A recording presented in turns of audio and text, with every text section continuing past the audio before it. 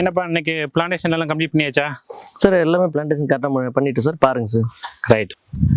ஜென்ரலாக பார்த்தீங்க அப்படின்னா இப்போ ஒரு ஃபார்மில் பொறுத்த வரைக்கும் இப்போ நம்ம பிளான்ஸ் அனுப்புகிறோம் அப்படின்னா இப்போ நீங்கள் ஏதோ ஒரு சூப்பர்வைஸ் வச்சுருப்பீங்க, இல்லை லேபர்ஸ் இருப்பாங்க, உங்களுக்கு பிளான்டேஷன் நடக்கும். இப்போ நீங்கள் பார்க்குறீங்க ஒரு சாம்பிளுக்கு நம்ம ஒரு 4 பிளான்டேஷன் நட்டுருக்கோம். இப்போ உங்களுக்கு பார்க்குறதுக்கு இந்த 4மே ஒரே மாதிரி தான் இருக்கும் இல்லையா? ஆனால் இதில் இந்த கன்று மட்டும்தான் உங்களுக்கு முறையாக நடவு செய்யப்பட்ட கன்று. இது மட்டும்தான் சர்வே ஆகி குரோ ஆக போகுது. இந்த 3 கன்றுலையுமே தவறுகள் இருக்குது. இப்போ இதில் இந்த கன்றுலாம் பார்த்தீங்கன்னா அடுத்த 1 or 2 டேஸில் உங்களுக்கு இப்போ தான் நட்டுருக்கோம், ஆனால் அடுத்த ஒரு 1 or 2 டேஸில் பார்த்தீங்கன்னா இந்த கன்று இறந்துடும். அதுமாதிரி இந்த கன்றுலாம் பார்த்தீங்கன்னா அடுத்து கொஞ்சமாக ஒரு 2 வாரத்துலேயும் 3 வாரத்துலேயும் இறந்துடும். இது ஏன்? இதில் என்னென்ன மிஸ்டேக் நடந்திருக்கு, இந்த மிஸ்டேக்ஸ்லாம் இல்லாமல், இந்த தவறுகள் இல்லாமல் ஒரு ப்ராப்பரான பலனடவை எப்படி பண்ணலாம், அதுக்கு என்னென்ன விஷயங்கள் இருக்குங்கிறத இந்த வீடியோவில் விரிவாக பார்க்கலாம் வாங்க.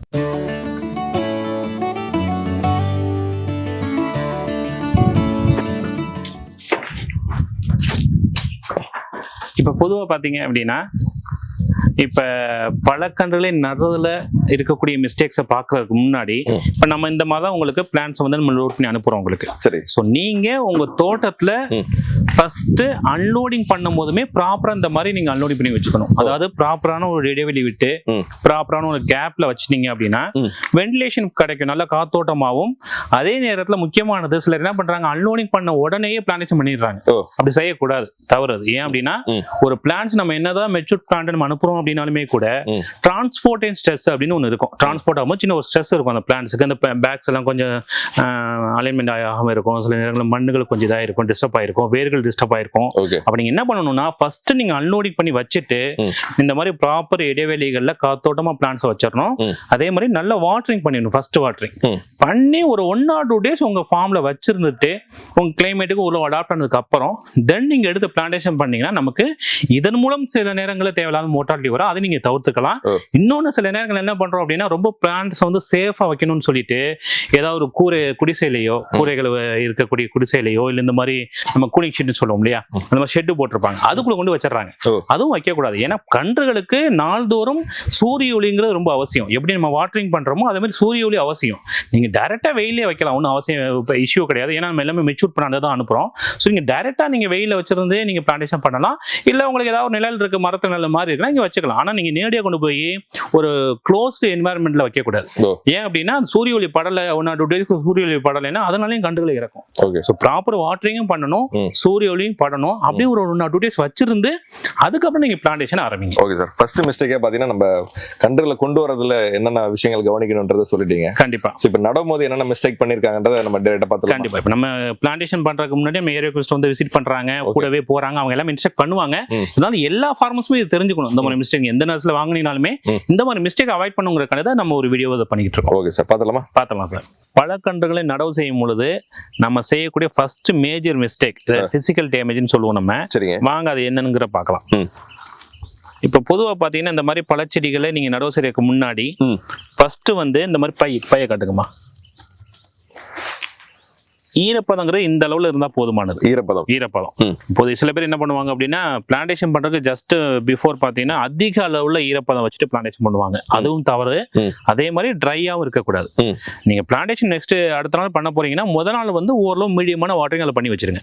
அப்ப அது சரியான ஈரப்பதத்துல இருக்கும், உங்களுக்கு பேக் ரிமூவ் பண்றதும் ஈஸியா இருக்கும். இப்போ ஃபர்ஸ்ட் மேஜர் மிஸ்டேக் லேபர்ஸ் என்ன பண்ணுவாங்க அப்படின்னா இந்த பேக்கை ரிமூவ் பண்றப்ப இதுதான் உயிர் மண் சொல்லுவோம். ஒரு கண்ணுக்கு பழக்கன்றுகளை பொறுத்த வரைக்கும் இந்த உயிர் மண் அப்படிங்கிறது ரொம்ப முக்கியம். சோ நீங்க பிளான்டேஷன் பண்ணும்போது உயிர் மண்ணும் சேர்ந்து தான் குழிக்குள்ள வைக்கணும் நம்ம. பட் சில லேபர்ஸ் வைக்கும்போது என்ன பண்ணிடுவாங்கன்னா ரொம்ப ஃபோர்ஸ்ஃபுல்லா எடுக்கிறவங்க இந்த உயிர் மண்ணை ஊத்துருவாங்க. சோ நம்ம என்ன செய்யணும் அப்படின்னா எப்பவுமே இதுதான் உயிர் மண். இந்த பாருங்க இதுல வேர்கள் இருக்கு, வேர்கள் ஓடி இருக்கு. பட் என்னன்னா அந்த உயிர் மண்ணை வந்து நீங்க வந்து ப்ராப்பரா சேஃபா லேண்டுக்குள்ள நம்ம வைக்கணும். ஏன்னா அந்த உயிர் மண்ணுல இருந்து தான் நம்ம மண்ணுக்கு வேர்கள் ஸ்லோவா நமக்கு சர்வே ஆகி வரும். அப்ப இந்த உயிர் மண்ணே நீங்க உதிர்த்துட்டு இந்த பிளான்டேஷன் பண்ணீங்க அப்படின்னா இந்த பிளான் வந்து உங்களுக்கு சர்வே ஆகாது. 99% பாத்தீங்கன்னா இந்த பிளான் இறந்து போயிடும். 1 or 2 டேஸ்ல இந்த பிளான்ஸ் பாத்தீங்கன்னா இறந்து போயிடும். ஓகே. அதாவது நம்ம வைக்கும் போது பாத்தீங்கன்னா இந்த மாதிரி வச்சு மண்ணை தள்ளிடுவாங்க. ஆமா. நமக்கு பிளான்டேஷன் பண்ணும்போது லேபர்ஸ் என்ன பண்ணிடுவாங்க, இந்த உயிர் மண் உதிர்ந்திருக்கும், ஆனா நமக்கு தெரியாது. அவங்க உள்ள வச்சு குழியை மூடி வச்சிருவாங்க, சேஃபா வச்சிருவாங்க. பட் ஆனா என்ன அப்படின்னா உங்களுக்கு ஆஃப்டர் 1 or 2 டேஸ்க்கு அப்புறம் இந்த வேர்கள்லாம் அழுக ஆரம்பிச்சு அதுக்கப்புறம் பாத்தீங்கன்னா இந்த இலைகளும் காய ஆரம்பிச்சிடும். ஸோ இந்த மிஸ்டேக் மேஜரா பண்றாங்க. ஸோ நம்ம ஃபார்ம்ல வந்து நம்ம பிளான்டேஷன் பண்ணும்போது நம்ம ஃபர்ஸ்ட் இதை ப்ராப்பரா சொல்லி கொஞ்சம் கவனமா வைக்க சொல்லணும். அது எப்படிங்கறத பார்க்கலாம் வாங்க. இப்போ அந்த ஃபர்ஸ்ட் குழியில அந்த உயிர் மண்ணை ப்ராப்பரா நம்ம பிளான்டேஷன் பண்ணாம அதை டேமேஜ் பண்றதுனால வரக்கூடிய மிஸ்டேக் என்னங்கிறத சொன்னோம். இப்போ அதை எப்படி சரியா வைக்கலாம்னு பார்க்கலாம் வாங்க. இப்போ பேக் எப்பவுமே நீங்க ஃபர்ஸ்ட் குழியில நீங்க பேக்கை வச்சுக்கோங்க. குழியில தேவையான அளவுக்கு மண்ணை போட்டதுக்கு அப்புறம் அந்த பேக்கை வச்சுட்டு நீங்க இதர் ஒரு இந்த மாதிரி பிளேடு வச்சுட்டு அந்த சைட்ல ஸ்மூத்தா அதை வந்து நீங்க வந்து ஆக்சுவலா பாத்தீங்கன்னா ரிமூவ் பண்ணணும். அப்பதான் அந்த மண் உதிராம இருக்கும். ஓகே.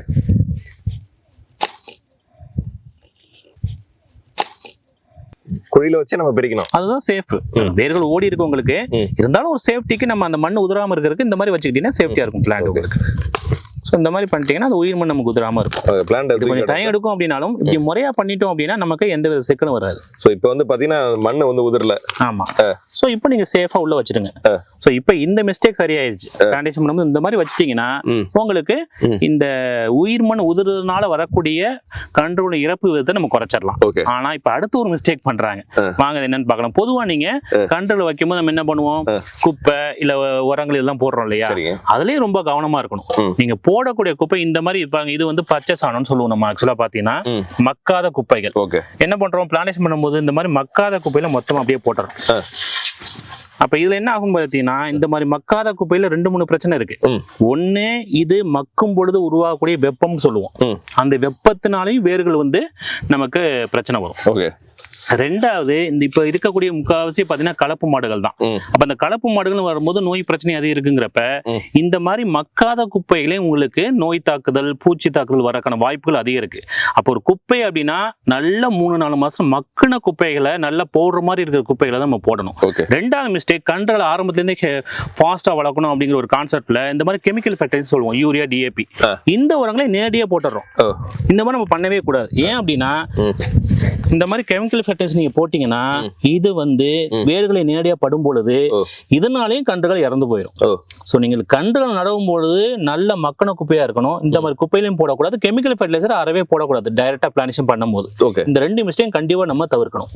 ஓகே. ஒரு சிலர் பாத்தீங்கன்னா வந்து கன்றுகளோட வளர்ச்சி சீக்கிரமா இருக்கணும்னு சொல்லிட்டு இந்த மாதிரி உரங்களை போடுறாங்க. சார், ஒரு பிளான்டேஷன் பண்ண உடனே வேர்கள் வந்து உங்களுக்கு இதுல உள்ள சத்தை உறிஞ்ச ஆரம்பிக்காது. அததான் சொல்றேன், அந்த உயிர் மண்ணுங்கிற முக்கியம். நீங்க பிளான்டேஷன் பண்ணதுக்கு அப்புறமும் ஃபர்ஸ்ட் கொஞ்ச நாளைக்கு அந்த உயிர் மண்ணில் இருக்கக்கூடிய சத்துக்களை வச்சுதான் அந்த பிளான்டேஷன் ஸ்லோவா வந்து வேர்கள் வளர ஆரம்பிக்கும்.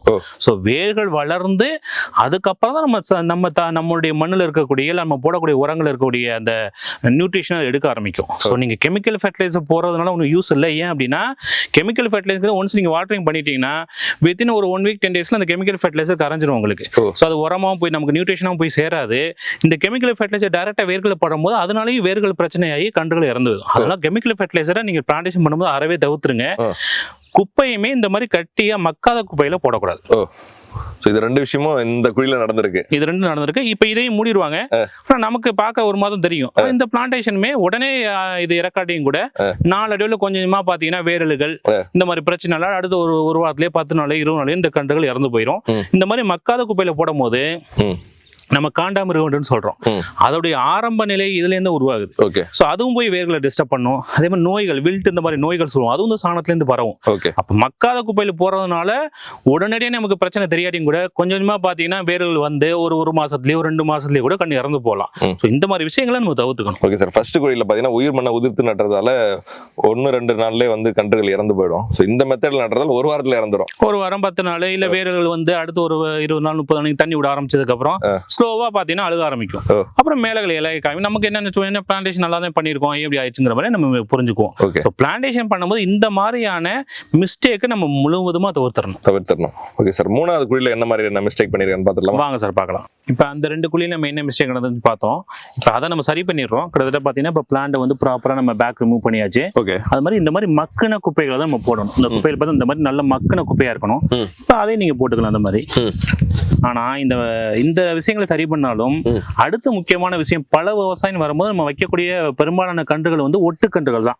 இந்த மாதிரி விதைச்செடியில எந்த ரகமோ, இப்ப இது வந்து ஒரு வியட்நாம் சூப்பர் இல்ல மலேசியன் எந்த ஒரு பலா ரகமோ அந்த பலா ரகத்தை தான் ஒட்டு கட்டுவாங்க. சரி. அப்ப இந்த ஒட்டுங்கிறது பெரும்பாலும் பல விவசாயம் என்ன செஞ்சிடறாங்க அப்படின்னா மண்ணுக்குள்ள வச்சு மூடிடுறாங்க. தயவு செய்து அப்படி பண்ணாதீங்க, அது தவறான அணுகுமுறை. ஒட்டு எப்பவுமே மண்ணுக்கு மேலதான் இருக்கணும். பெரும்பாலும் என்ன பண்ணிடுறாங்க அப்படின்னா இதுல இருந்து விதைச்செடிகள் முளைக்க கூடாது அப்படிங்கிற அப்படிங்கறத ஒண்ணு யோசிச்சுட்டோ இல்ல வேற ஒரு காரணத்தினால ஒட்டை வந்து உள்ள வச்சு மண்ணு வச்சு மூடிடுறாங்க. ஆனா ஒட்டுங்கிறது நம்ம மண்ணை மூடினதுக்கு அப்புறம் அது வெளியில நமக்கு தெரியணும். அது எதனால அப்படின்னா பொதுவாகவே ஒட்டு கூடிருச்சு கூட நம்ம மெச்சூர் பண்ண தான் கொடுக்குறோம் அப்படின்னாலும் முழுமையா அது வந்து நமக்கு ப்ராப்பரான growth வர்றதுக்கு 2 years கூட ஆகலாம். ஸோ அதனால அது மண்ணுக்கு மேலதான் இருக்கணும் ஒண்ணு. இன்னொன்னு நீ மண்ணுக்கு மேல வைக்கும் போதுதான் விதை செடிகள் வளர்ந்து வரதை உங்களால ஈஸியா ஐடென்டிஃபை பண்ண முடியும். ஏன்னா சில இடங்கள் என்ன பண்ணுவாங்க அப்படின்னா ஒட்டை விட்டுட்டு கீழே இருக்க விதை செடியை வளர்க்க வச்சிருவாங்க. சாத்துக்கு சில கன்றுகள் எல்லாம் ஒரு 1 or 2 years வரைக்குமே விதை செடிகள் முளைச்சு வர ஆரம்பிக்கும். இப்ப சாத்துக்குடியா இருக்கட்டும் இல்ல ஆப்பிள் பேர் இந்த மாதிரி சில இதுல கொய்யா செடிகள் ஒட்டுக்கன்றுகள் எல்லாம் விதை செடி வரும். ஸோ லேபர் ஈஸியா ஐடென்டிஃபை பண்ணணும் அப்படின்னா அந்த ஒட்டு வெளியே தான் இருக்கணும். அப்பதான் அந்த ஒட்டுக்கு கீழே வரக்கூடிய விதை செடி வளரும் போது ப்ராப்பரா நம்ம கட் பண்ணி வெறும் ரகத்தை மட்டும் வளர்க்க முடியும். ஓகே, இந்த பிளான்ட்டை பொறுத்த வரைக்கும் ஒட்டு வந்து உள்ள போயிருக்கு. ஆமா, இந்த கண்ணுகளை பார்த்தீங்கன்னா ஒட்டை வந்து உள்ள வச்சுட்டாங்க. இந்த மாதிரி நடும்போது நம்ம சொன்னக்கூடிய அந்த விதைச்செடிகள் வளர்ந்து வந்தாலும் நம்ம சில நேரங்கள்ல ஐடென்டிஃபை பண்ணாம விதைச்செடி வளர்க்க ஆரம்பிச்சிருவாங்க. இன்னும் நம்ம சொன்ன மாதிரி ஒட்டு முழுமையா கூறதுக்கு 2 வருஷம் கூட ஆகலாம். அதனால நம்ம எப்பவுமே ஒட்டு கன்றுகளை வைக்கும் பொழுது மண்ணுக்கு மேலதான் அதை வைக்கணும். அது மட்டும் இல்லாம இப்ப பாத்தீங்கன்னா அந்த ஒட்டுல ஒரு பிளாஸ்டிக் இருக்கு. பொதுவா நம்ம இங்கே மெச்சூர்டா வரும்போது சில பிளாஸ்டிக் ரிமூவ் பண்ணிடுவோம், சில இடங்கள்ல பிளாஸ்டிக் கூடயும் போகும். அந்த பிளாஸ்டிக் இங்க இருக்கலையே பிளாஸ்டிக் நீங்க பிளான்டேஷன் பண்ணி மேல வச்சதுக்கு அப்புறம் நீங்க பிளான்டேஷன் பண்ணி ஒரு 1 or 2 monthsக்கு அப்புறம் இந்த பிளாஸ்டிக் நம்ம ப்ராப்பரா ரிமூவ் பண்ணணும். ஏன் அப்படின்னா அந்த இடத்துல ஒட்டு கூடி இருக்கு, அந்த இடத்துல கண்டுகள் வளர வளர அந்த தண்டும் நமக்கு பெருக ஆரம்பிக்கும். அப்ப அந்த பிளாஸ்டிக் வந்து நம்ம பிளான்டேஷன் பண்ணதுக்கு அப்புறம் வித்தின் ஒரு 1 or 2 monthsக்குள்ள அந்த பிளாஸ்டிக் நம்ம ரிமூவ் பண்ணிட்டோம்னா அது முக்கியமான ஒரு ஸ்டெப்பை ஃபாலோ பண்ணணும் நம்ம. ஓகே, ஒரு பிளான்ட் வந்து நடவு பண்ணும்போது என்னென்ன மிஸ்டேக் ஆயிருக்குன்றத 3 விதமா சொல்லிருந்தீங்க. கண்டிப்பா மேஜரா நடக்கூடிய தவறுகள் பெரும்பாலும் இந்த உயிர் மண்ணுன்னு சொல்லுவோம், அந்த மண்ணு ரொம்ப முக்கியம். 2வது நம்ம போடக்கூடிய உரங்கள் நல்ல மக்கின உரங்களா இருக்கணும், அதுவும் ரொம்ப முக்கியம். அதே மாதிரி நம்ம விதைச்ச இந்த மாதிரி ஒட்டுக்கன்று நடக்கும்போது ஒட்டு எந்த இடத்துல இருக்கணுங்கிறது ரொம்ப முக்கியம். இதெல்லாம் தான் மேஜரா மிஸ்டேக் பண்ணக்கூடியது. இந்த மிஸ்டேக் எல்லாம் தவிர்த்துட்டு ஒரு முறையா ஒரு பிளான்டேஷனை எப்படி பண்ணி நம்ம அது என்ன மாதிரியான விஷயங்களை நம்ம ஸ்டார்டிங்ல இருந்தே முறையா பண்ணணும் அப்படின்னா ஒரு கன்றுகளின் இழப்பு விதத்தை முழுமையை குறைக்கலாம் அப்படிங்கிறத ஃபைனலா பார்க்கலாம் வாங்க. ஓகே சார், இப்போ வந்து பாத்தீங்கன்னா மிஸ்டேக்கா பார்த்துட்டு வந்துட்டோம். ஆமா, எப்படிதான் நடவு பண்றது அப்படின்றது பாக்குறவங்களுக்கு ஒரு கேள்வியா இருக்கும். கண்டிப்பா. சோ அது முறையை எப்படி நடவு பண்ணலாம்ன்றது, முறையை எப்படி நடணும், அதுல என்ன விஷயங்கள் நம்ம சேர்க்கணும், அப்ப அது கன்றுகளின் வளர்ச்சிக்கு ஆரம்பத்துல இருந்து எப்படி உதவும் அப்படிங்கிறத நம்ம தெளிவா பார்க்கலாம். ஓகே, இப்ப ஃபைனலா அந்த 3 குழியில என்னென்ன மிஸ்டேக் நடக்குது அப்படிங்கறத விரிவா பார்த்துட்டோம்.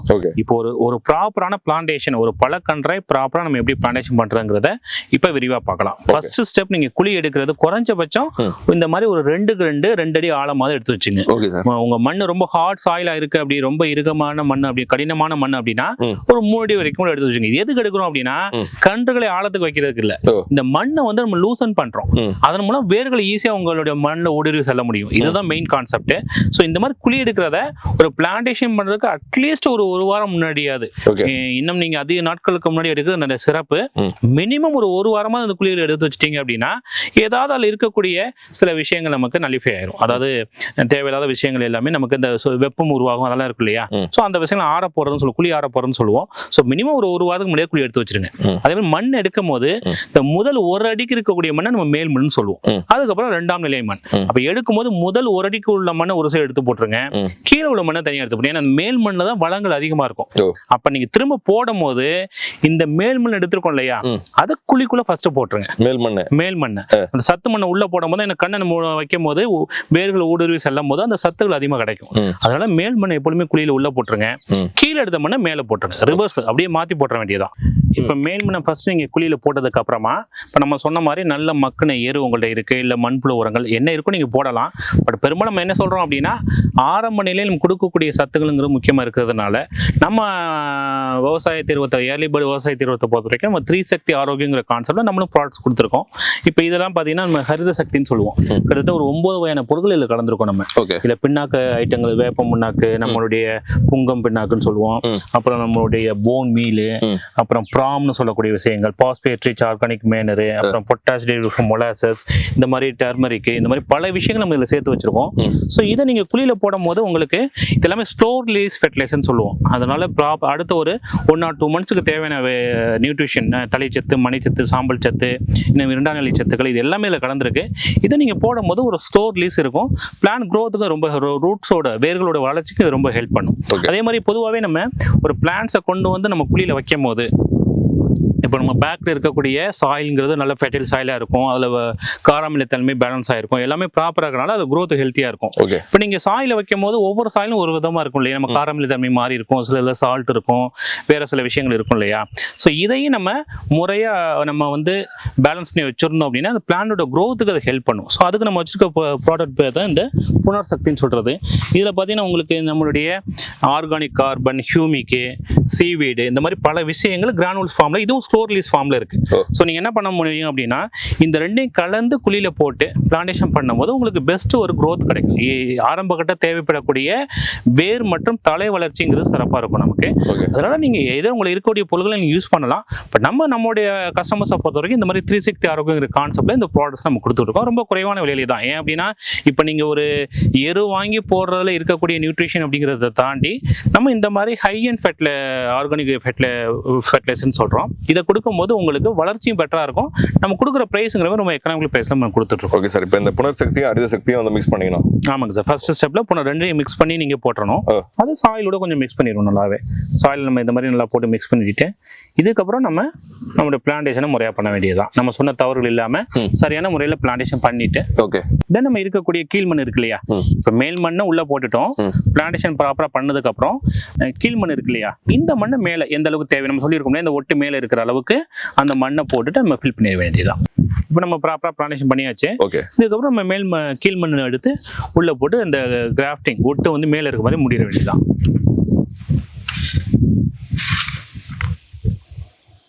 Okay sir. ப்ராப்பரா வந்து பாத்தீங்கன்னா எப்படி நடவு பண்ணுன்றது சொல்லிட்டீங்க. ஆமாங்க சார். இது வரைக்கும் பாத்தீங்கன்னா நம்ம நடவு பண்றது என்னென்ன மெத்தட்ல பண்ணோம் அப்படின்னு கண்டிப்பா இப்படி ப்ராப்பரா நம்ம பிளான்டேஷன் பண்ணோம்னா ஒரு கன்று கூட நமக்கு இழப்பு இருக்காது. இழப்பு இல்லாம ப்ராப்பரா வளர்ச்சியும் ப்ராப்பரா இருக்கும். நமக்கு பிளான்ட்ஸ் ஸ்ட்ரெஸ் ஆகாது.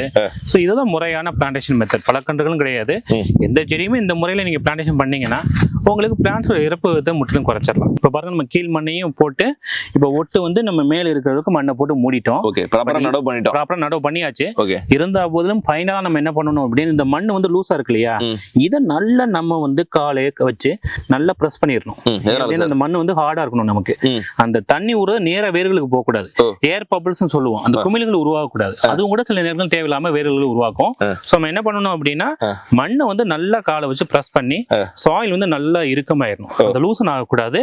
ஏன்னா தண்ணிகள் நேரடியாக வேர்களுக்கு போக கூடாது. மண்ணு வழியா ஊடுருவது தான் தண்ணி வந்து வேர்களுக்கு செல்ல வேணும். அப்ப அதை நம்ம ப்ராப்பரா பண்ணிடணும். ஓகே. இப்போ நம்ம சொன்ன மாதிரி பிளான்டேஷன் பண்ணி நம்ம அந்த ஏர் பபிள்ஸ் உருவாகிறதுக்கு மண்ணை இறுக்கமாக்கியாச்சு. இப்போ நம்ம உயிர் தண்ணி விட போறோம் இல்லையா, உயிர் தண்ணி விடலாம். இப்போ நம்மளுடைய ஏர்லிபுட விவசாயத்தை பொறுத்த வரைக்கும் நம்ம 360 ஆரோக்கிய கான்செப்ட்ல இந்த உயிர் தண்ணி விடும் பொழுதுமே சில விஷயங்கள் வச்சிருக்கோம்.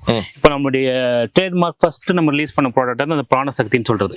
இதுல பாத்தீங்கன்னா ஆர்கானிக் கார்பன், இயற்கை சார்ந்த பயிர் வளர்ச்சி ஊக்கிகள், வேறு வளர்ச்சிக்கு தேவையான ஊக்கிகள் எல்லாமே இதுல இருக்கு. ஸோ நீங்க பிளான்டேஷன் பண்ணி உயிர் தண்ணி விடும் போதுமே இந்த பிராண சக்தியுமே நம்ம சேர்த்து மிக்ஸ் பண்ணி கொடுத்துடலாம். அதே மாதிரி இது கிரகண சக்திங்கிற பாத்தீங்கன்னா இப்ப நம்ம நார்மலா சொல்லுவோம் இல்லையா, பயோ ஃபெர்டிலைசர்னு சொல்றோம் இல்லையா, அசோஸ்பைலம், பாஸ்போ பாக்டீரியா, பொட்டாஸ் மொபைலேஷன் பாக்டீரியா, இந்த மாதிரியான மைக்ரோப்ஸ் கலந்த ஒரு கன்சார்டியா தான் அது. ஸோ இதை கொடுக்கறது மூலம் நம்ம ஆல்ரெடி போட்டிருக்கோம் இல்லையா, இயற்கை சார்ந்த இடுபொருள் போட்டிருக்கோம், அது வேர்கள் எடுத்துக்கும். இந்த மாதிரி மைக்ரோப்ஸ் நம்ம கொடுக்கும்போது அந்த வேர்கள் எடுக்கிறதுக்கு இது துணை புரியுறது மூலம் ஃபாஸ்டா இருக்கும். அந்த இன்டேக் வந்து அப்டேக் வந்து ஃபாஸ்டா இருக்கிறதுனால உங்களுக்கு இன்னும் சிறப்பான வளர்ச்சி கிடைக்கும். வேர்கள் வளர்ச்சியும் சிறப்பா இருக்கும். ஸோ வேமு இது எல்லாமே கன்சார்டியாவும் நம்ம கடந்து வச்சிருக்கோம். ஸோ இந்த ரெண்டு ப்ராடக்ட்டையும் நீங்க உயிர் தண்ணியோட சேர்ந்தே நம்ம கொடுத்துடலாம்.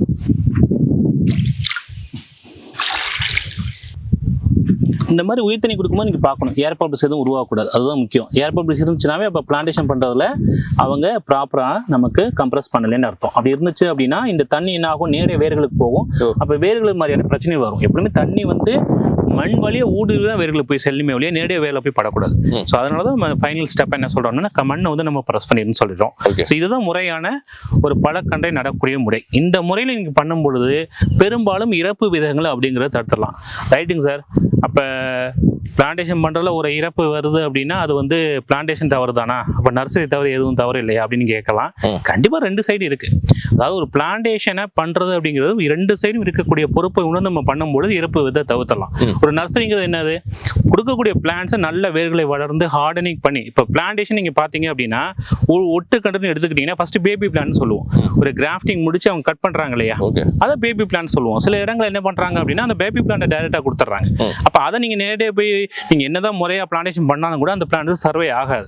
அப்ப நம்ம பண்றது முறையா மெச்சூர்டான கிராஃப்டிங் பண்ணப்பட்ட பழச்செடிகளான்னு பார்த்து நர்சரியில் நீங்கள் வாங்குங்க. அதெல்லாம் நம்ம என்ன சொல்கிறோம் எப்போவுமே அப்படின்னா, நான் ஒரு பழ விவசாயம் வரும்பொழுது பயணமும் தேடல் திட்டமிடல் இது ரொம்ப முக்கியம். ஒரு பழ விவசாயம் நீங்கள் பண்ணணும் முடிவு எடுத்துக்கிட்டீங்கன்னா ஃபஸ்ட்டு நீங்கள் நேரடியாக வந்து விசிட் பண்ணி அதுக்கான ஸ்டெப்ஸ் என்னென்ன இருக்குது, என்னென்ன விஷயங்கள் பண்ணணும், அப்புறம் பிளான்ஸை நேராக வந்து விசிட் பண்ணுங்கள், அதை எவ்வளோ மெச்சூர்டாக வச்சுருக்கோம், இதெல்லாம் முறையாக தெரிஞ்சுக்கிட்டு பிளான்டேஷன் பண்ணிங்கன்னா நம்ம பிளான்டேஷனில் ஏற்படக்கூடிய இந்த மாதிரி தவறுகளை நம்ம தவிர்த்துக்க முடியும். ஸோ நர்சரி சைட்லேயும் பொறுப்பு இருக்குது. அதனால் நம்ம பிளான்டேஷன் பண்ண மூலமே நம்ம பொறுப்பை உணர்ந்து முறையாக இந்த மாதிரி பிளான்டேஷன் பண்ணிட்டோம் அப்படின்னா இறப்பு விதங்கிறது இருக்காது, கன்றோட வளர்ச்சி அப்படிங்கிறது சீராக இருக்கும் நமக்கு. ஓகே சார், ரொம்ப நன்றி. நான் ஒரு வழக்கமாக பார்த்தீங்கன்னா ஒவ்வொரு வாரமும் நம்ம மீட் பண்ணும்போது ஒரு ரகத்தை பற்றி சொல்லுவீங்க, புது ரகங்களை இன்ட்ரடியூஸ் பண்ணுறதா இருக்கட்டும், பயிர் வளர்ச்சிக்கு என்ன மாதிரியான இடுபொருட்கள் கொடுக்குறதுன்னு சொல்லிட்டு ஒவ்வொரு வாரமும் ஒரு புது இன்ஃபர்மேஷனோட நம்ம சந்திக்கிறோம். ஸோ அது வந்து பார்த்தீங்கன்னா விவசாயிகளுக்கு ஏதாவது ஒரு விதத்தில் யூஸ்ஃபுல்லாக இருந்துகிட்டே தான் இருக்குது இது வரைக்கும். ஸோ இன்னைக்கு பார்த்தீங்கன்னா நடவு பண்ணுறதுல என்னென்ன மாதிரியான மிஸ்டேக் பண்ணுறாங்க, அதை எப்படிலாம் அவாய்ட் பண்ணலாம், எப்படி ஒரு ப்ராப்பராக கன்றுகள் தேர்வு பண்ணுறதுல வந்து நடவு செய்கிறது வரைக்கும் எப்படி பண்ணணும் அப்படின்றத முறையாக ஸ்டெப் பை ஸ்டெப்பாக எங்களோட பகிர்ந்துக்கிட்டீங்க. கண்டிப்பாக. ஏன் அப்படின்னா இது நம்ம நர்சரியை பொறுத்தவரை நம்ம ஏர்லிபடி விவசாயத்தை பொறுத்தவரை நம்ம அக்ரோமிஸ் இருக்காங்க. ஓகே, ஒவ்வொரு ஃபார்மர்ஸ்க்கும் நேராக போய் தான் நம்ம அன்லோடிங் பண்ணுறோம், அவங்களுக்கு ப்ராப்பராக எல்லாமே சொல்லிக் கொடுக்குறோம். அதனால பொதுவாக எல்லா விவசாயம் தெரிஞ்சுக்க வேண்டிய விஷயங்கள் இது. ஒரு பிளான்டேஷன் வர முடியும்னா வேற விவசாயம் பண்ணியிருப்பாங்க இதுக்கு முன்னாடி, ஒரு பேடி நெல் இல்லை கரும்பு இந்த மாதிரி பல விவசாயம் பண்ணியிருப்போம். பட் பல விவசாயம் வரும்போது இதுக்கு சில ஸ்டெப்ஸ் இருக்கு. இப்போ நீங்க இதே ஒரு வெஜிடபிள் பண்ணும்போது வெறும் வேர்கள் மட்டும் கூட நாற்றை கொண்டு போய் நட்ட முடியும், நான் நெல் நாத்துன்னு சொல்லி நட்ட முடியும். ஆனா ஒரு பல விவசாயம் வரும்பொழுது அந்த பேக்ல இருக்கக்கூடிய உயிர்மண் ரொம்ப முக்கியம். அதான் நம்ம திரும்ப சொல்றோம். ஸோ நீங்க பிளான்டேஷன் இந்த மாதிரி முறையா பண்ணிட்டீங்கன்னா உங்களுக்கு குரோத்துங்கிறது சிறப்பா இருக்கும். இது எல்லா விவசாய பெருமக்கள் பல விவசாயத்தை பண்ணணும்னு நினைக்கிற எல்லா விவசாய பெருமக்களும் தெரிஞ்சுக்க வேண்டிய ஒரு அடிப்படையான விஷயங்கிறதா இதை நம்ம ஒரு வீடியோவை இன்னைக்கு பண்ணியிருக்கோம். ஓகே சார், நன்றி சார். நன்றி சார்.